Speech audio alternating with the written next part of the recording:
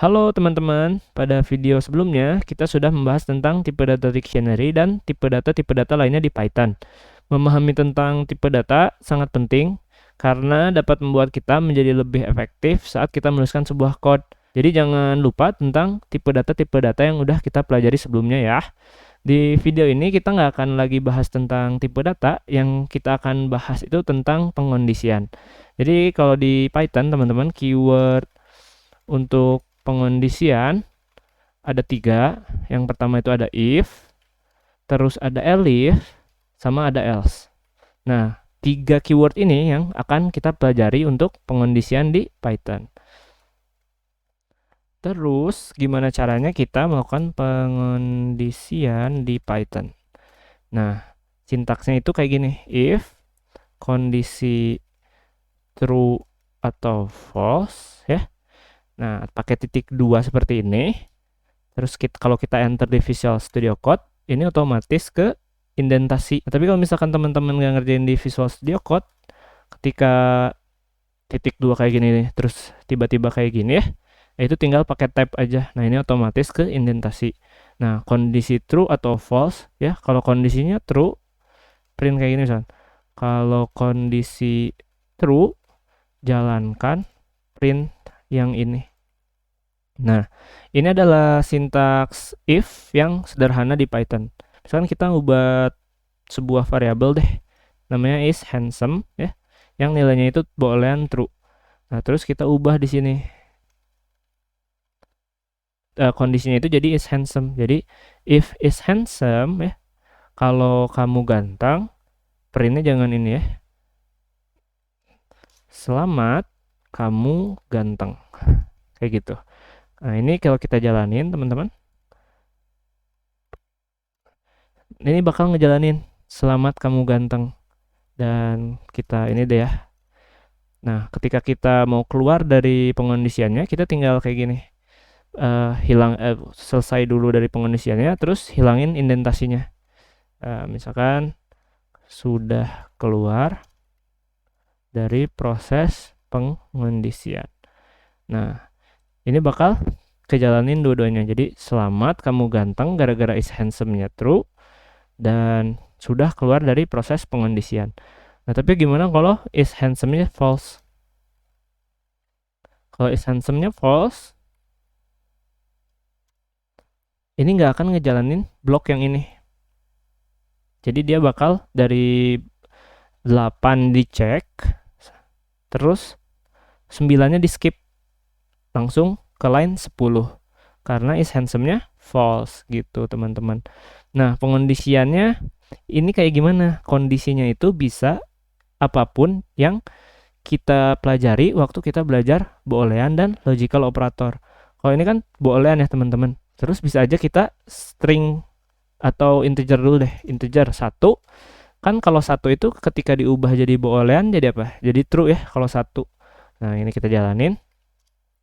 Ini bakal kejalanin blok yang selamat kamu ganteng, dan kita nggak perlu ngubah di sininya jadi kayak gini. Sebelumnya kan kita ngubah dulu kayak gini. Nah, boolean is handsome. Jadi otomatis ekspresinya ini bakal dinilai sebagai boolean. Nah, tapi kalau misalkan kita ininya 0, nah ini nggak akan keluar si selamat kamu gantengnya. Nah, apalagi misalkan kalau string ya, stringnya gibberish gitu, ngasal. Nah, kalau string apapun, kalau dia diinspect sebagai boolean, dia bakal bernilai true. Betul, sesuai dengan yang kita harapkan. Kita juga bisa, misalkan teman-teman, kita punya is handsome itu ternyata dictionary yang isinya apakah iya gitu ya, dan ini iya gitu, dictionary aja pokoknya. Nah, terus kita ngecek is handsome-nya itu yang apakah iya. Nah, ini kan ada ya key-nya apakah iya, value-nya itu iya. Ini apa sih apakah iya dan iya, ya udahlah ya. Pokoknya ini bakal mengeluarkan nilai iya. Nah, kalau ada ini, kalau dijalanin berarti bakal ngejalanin juga selamat kamu gantengnya. Nah, tapi gimana kalau misalkan kita pakai metode yang namanya get, terus kita ngecari value yang nggak ada, misalkan apakah tidak, ini kan nggak ada ya, apakah tidak. Dan kalau diingat-ingat lagi, metode get di dictionary itu secara default bakal menghasilkan non. Nah, kalau non kayak gimana teman-teman?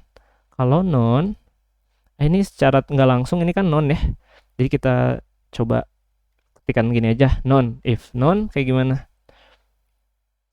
Ternyata kalau if non itu nggak keluar yang selamat kamu ganteng ya. Karena kalau misalkan kita print dulu di sini teman-teman, kita ubah nilai non ke boolean, itu akan menghasilkan false. Nah, makanya if yang ini tidak akan jalan. Jadi blok yang ini tidak jalan dan langsung ke yang sini, sudah keluar dari proses pengondisian. Nah, ini juga teman-teman, untuk kode yang ada di dalam blok ini tuh nggak harus cuman print selamat kamu ganteng. Jadi kita bisa aja misalkan mau assign A sama dengan 1 tambah 2, terus print lagi selamat kamu ganteng 2. Nah, ini bisa kita melakukan komputasi sebanyak-banyaknya di blok yang ini. Misalkan if ini true aja ya, kita ubah jadi true. Ini kan bakal otomatis ngejalanin if-nya. Nah, kita keluar dari pengondisian dan kita lihat nilai A-nya ada nggak. Nah, kalau kita jalanin, nah ada A-nya.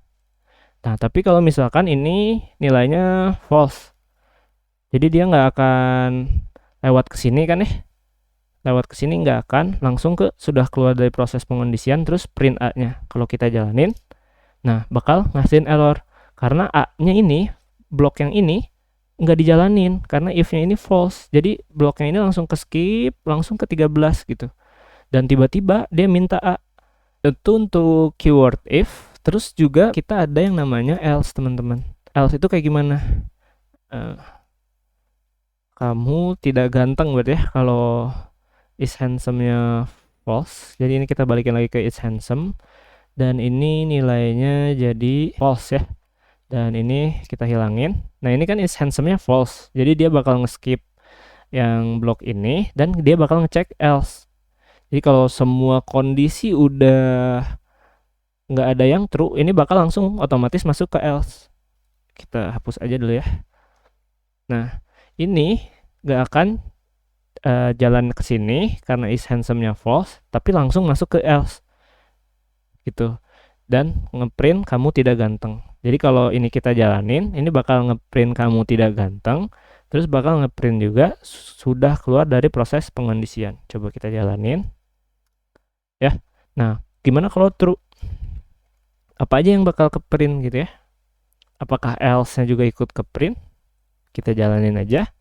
Nah, ternyata is handsome-nya itu kan true. Dia masuk ke blok yang ini, terus ngeprint selamat kamu ganteng dan selamat kamu ganteng 2. Dia bakal nge-skip else-nya. Karena di pengondisian itu, kalau salah satu kondisi saja sudah terpenuhi, dia nggak akan ngejalanin kondisi yang lainnya juga.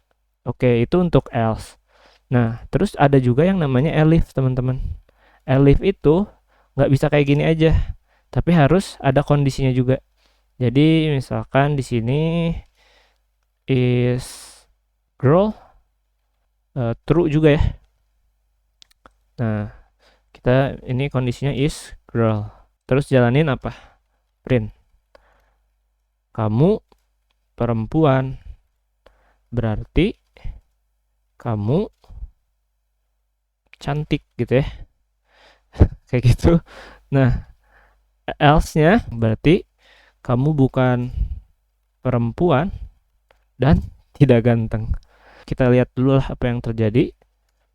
Nah, ini bakal langsung ngejalanin yang is handsome-nya tanpa ngecek dulu yang is girl. Walaupun is girl juga nilainya true. Kayak gitu teman-teman.